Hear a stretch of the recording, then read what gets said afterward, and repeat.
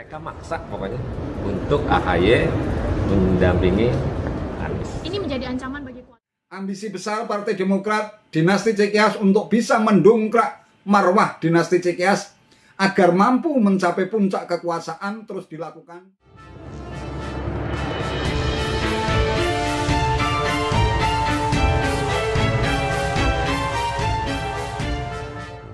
Assalamualaikum warahmatullahi wabarakatuh. Salam sejahtera untuk kita semua, salam budaya. Sahabat-sahabat tercinta sebangsa dan setanah air yang sangat saya hormati, dengan dalih elektabilitas bakal capres yang dusung Koalisi Perubahan untuk Persatuan atau KPP, Anies Baswedan terus merosot, Ketua Bapilu Partai Demokrat Andi Arief mendesak KPP untuk segera mengumumkan bakal cawapres pendamping Anies Baswedan paling lambat bulan Juni. Jika tidak, Arief pun mengancam Demokrat akan mengevaluasi dukungannya terhadap Anies Baswedan. Karuan saja ultimatum Demokrat seperti itu direspon dengan nada keras oleh Wakil Ketua Umum Partai Nasdem, Ahmad Ali. Ia menuding Partai Demokrat tengah mengancam akan hengkang jika Agus Harimurti Yudhoyono atau AHY tidak dipilih sebagai bakal calon wakil presiden atau cawapres Anies Baswedan. Namun tudingan Ahmad Ali itu dibantah secara kompak oleh para kader Partai Demokrat. Mereka beralasan siapapun cawapresnya semakin cepat diumumkan semakin baik, sehingga KPP memiliki waktu yang cukup untuk melakukan persiapan secara matang menjelang pendaftaran kontestasi Pilpres 2024. Ibarat pepatah, serapat-rapatnya orang membungkus bangkai bakal tercium juga bau busuknya. Begitulah, akhirnya manuver jahat Partai Demokrat dibongkar oleh Bendahara Umum Partai Nasdem Ahmad Sahroni. Ia menyebut Partai Demokrat masih kekeh agar Agus Harimurti Yudhoyono alias AHY menjadi cawapres Anies Baswedan. Demokrat itu apakah benar terus mendorong Partai Nasdem untuk segera mendeklarasikan calon wakil presiden, dan benar nggak sih Bang Demokrat itu tetap kekeh harus Mas AHY yang dicawapreskan? Namanya usaha, boleh-boleh aja, kan nggak ada paksaan ya, namanya normal nanya kapan mau umumin, wajar lah, namanya partai besar juga, pengen kader sendiri yang muncul sebagai Demokrat tetap Mas AHY ya? Mereka maksa pokoknya untuk AHY mendampingi Anies. Ini menjadi ancaman bagi koalisi nggak sih Bang kalau mereka bukan Mas AHY kemudian mereka keluar atau gimana? Karena kan ada godaan juga dari PDIP untuk Mas AHY. Itu kan keinginan partai politik kan pasti beda-beda. PKS beda, Nasdem beda, Demokrat beda. Semua partai selain Koalisi Perubahan pasti punya keinginan yang sama, pengen cepet-cepet diumumin cawapresnya.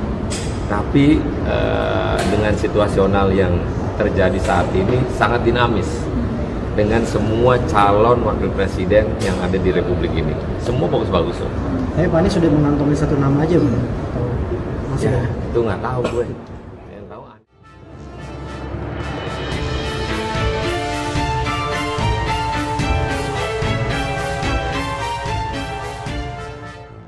Iya.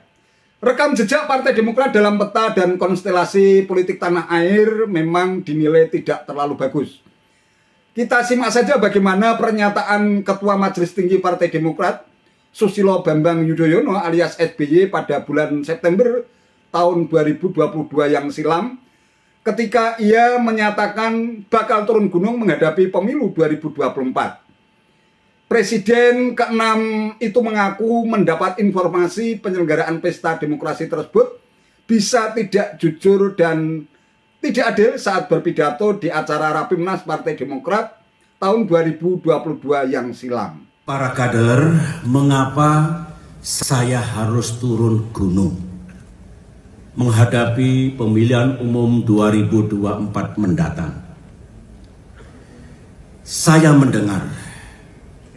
mengetahui bahwa ada tanda-tanda pemilu 2024 bisa tidak jujur dan tidak adil. Konon akan diatur dalam pemilihan presiden nanti yang hanya diinginkan oleh mereka dua pasangan capres dan cawapres saja yang dikehendaki oleh mereka. Informasinya, Demokrat sebagai oposisi jangan harap bisa mengajukan capres-cawapresnya sendiri bersama koalisi tentunya. Jahat bukan? Menginjak-injak hak rakyat bukan? Pikiran seperti itu batil. Itu bukan hak mereka. Pemilu adalah hak rakyat. Hak untuk memilih dan hak untuk dipilih. Yang berdaulat juga rakyat. Dan ingat, selama 10 tahun dulu kita di pemerintahan 2 kali menyelenggarakan pemilu termasuk Pilpres, Demokrat tidak pernah melakukan kebatilan seperti itu.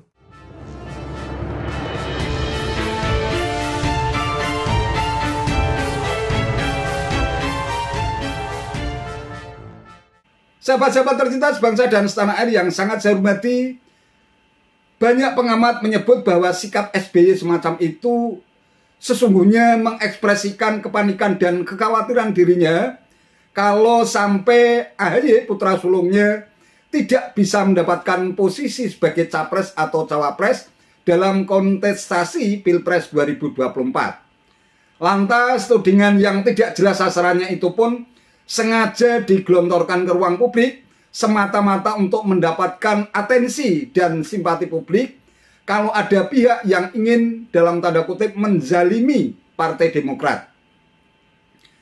Bahkan tidak sedikit kalangan yang menyebut SBY sedang mengalami situasi post-power syndrome sehingga selalu mengungkit dan mengklaim keberhasilan dirinya selama 2 periode memimpin negeri ini. Ironisnya, seluruh kader Partai Demokrat selalu membela mati-matian apapun pernyataan SBY, termasuk putra sulungnya AHY. Right or wrong is my father. Mungkin begitulah. Kita lihat saja betapa vulgarnya Ketua Umum Partai Demokrat AHY memamerkan keberhasilan ayahnya dan menuding Presiden Jokowi hanya bisa gunting pita yang sama sekali dianggap tidak mengapresiasi keberhasilan SBY. Ada yang mengatakan zaman dulu nggak ada pembangunan infrastruktur, nyatanya banyak. Yang kedua, direncanakan, dipersiapkan, dialokasikan anggarannya dan dimulai dibangun sehingga banyak yang tinggal sudah 70%, bahkan 90%, tinggal gunting pita. Setahun gunting pita kira-kira masuk akal nggak? Ya kita nggak perlu juga diapresiasi. Tetapi jangan mengatakan ini kehebatan kita 1 tahun gunting pita. Ya. Bisa jadi ada benarnya kalau ada yang bilang bahwa Partai Demokrat telah menjadi parpol dinasti Cikeas, di mana seluruh kader Demokrat harus mendukung secara militan terhadap semua kebijakan SBY dalam peta dan konstelasi politik tanah air.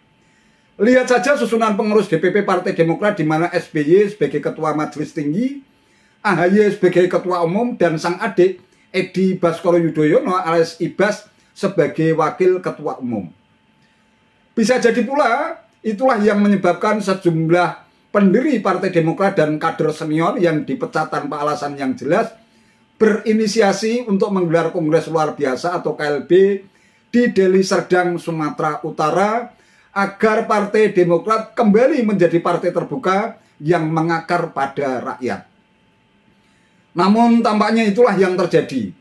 Ambisi besar Partai Demokrat dinasti Cikeas untuk bisa mendongkrak marwah dinasti Cikeas agar mampu mencapai puncak kekuasaan terus dilakukan dengan menghalalkan segala macam cara sampai-sampai Koalisi Perubahan untuk Persatuan atau KPP di mana Partai Demokrat termasuk di dalamnya diancam dan diultimatum untuk segera mengumumkan cawapres pendamping Anies paling lambat bulan Juni.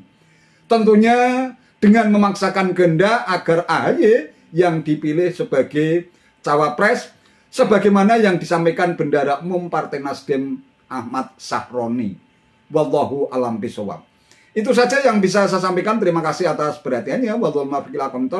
Wassalamualaikum warahmatullahi wabarakatuh.